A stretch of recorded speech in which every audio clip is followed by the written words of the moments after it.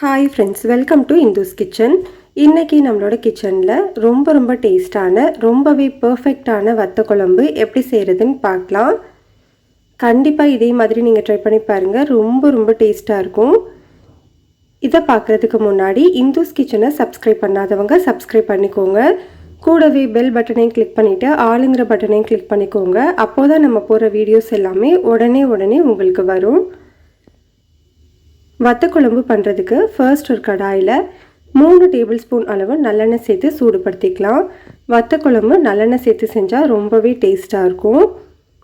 எண்ணெய் சூடானதுக்கப்புறமா இதில் 1/2 டீஸ்பூன் கடுகு, 1/2 டீஸ்பூன் சோம்பு, 1/2 டீஸ்பூன் வெந்தயம், கூடவே கொஞ்சம் கருவேப்பிலை சேர்த்து பொரிய விட்டுக்கலாம்.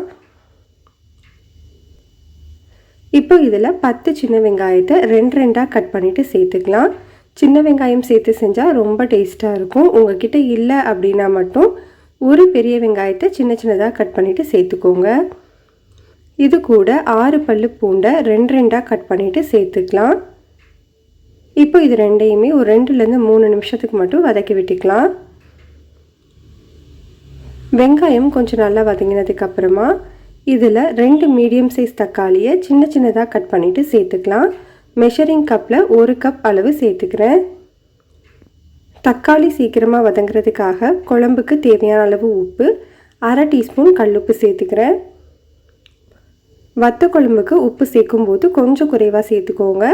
ஏன்னா நமக்கு அந்த வத்தல்லையும் கொஞ்சம் உப்பு இருக்கும். இந்த தக்காளி நல்லா மசிகிற வரைக்கும் வதக்கி விட்டுக்கலாம். இப்போ நமக்கு தக்காளி நல்லா மசிஞ்சு வெந்துருச்சு.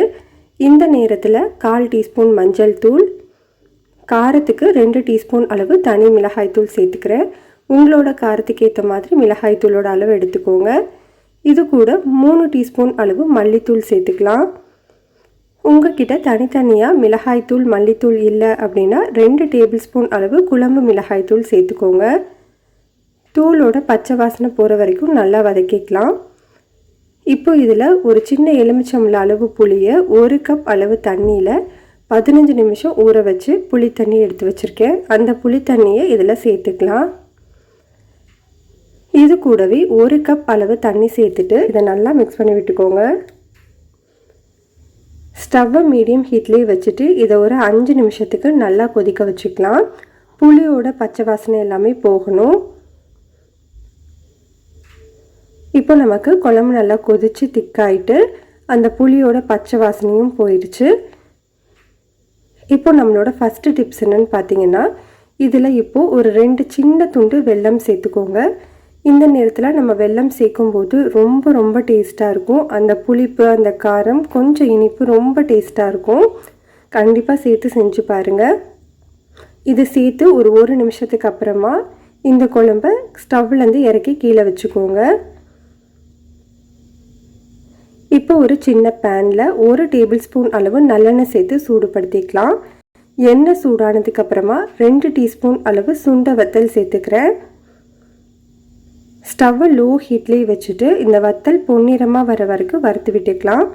வத்தல் கருகிடக்கூடாது, அப்புறம் குழம்பு மொத்தமே கசக்க ஆரம்பிச்சிரும். இப்போ நமக்கு வத்தல் நல்லா பொன்னிறமாக வறுபட்டுருச்சு.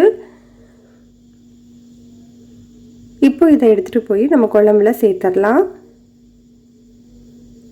இப்படி நம்ம குழம்பு எல்லாமே செஞ்சுட்டு லாஸ்ட்டாக நம்ம வறுத்துட்டு சேர்க்கும்போது இந்த வத்தலோட கசப்பும் ரொம்ப தெரியாது, டேஸ்ட்டும் ரொம்பவே சூப்பராக இருக்கும். இப்போ ஒரு 2 நிமிஷம் மட்டும் இதை கொதிக்க வச்சுட்டு ஸ்டவ் ஆஃப் பண்ணிக்கலாம். இந்த 2 டிப்ஸையுமே ஃபாலோ பண்ணி நீங்கள் செஞ்சு பாருங்கள். ரொம்ப டேஸ்ட்டாக இருக்கும். அவ்வளோதான், நம்மளுக்கு டேஸ்டான வத்த குழம்பு ரெடி ஆயிடுச்சு. இந்த ரெசிபி உங்களுக்கு பிடிச்சிருந்ததுன்னா லைக் பண்ணுங்கள், ஷேர் பண்ணுங்கள், கமெண்ட் பண்ணுங்கள். மறக்காமல் இந்துஸ் கிச்சனை சப்ஸ்கிரைப் பண்ணிக்கோங்க. கூடவே பெல் பட்டனை கிளிக் பண்ணிவிட்டு ஆளுங்கிற பட்டனை கிளிக் பண்ணிக்கோங்க.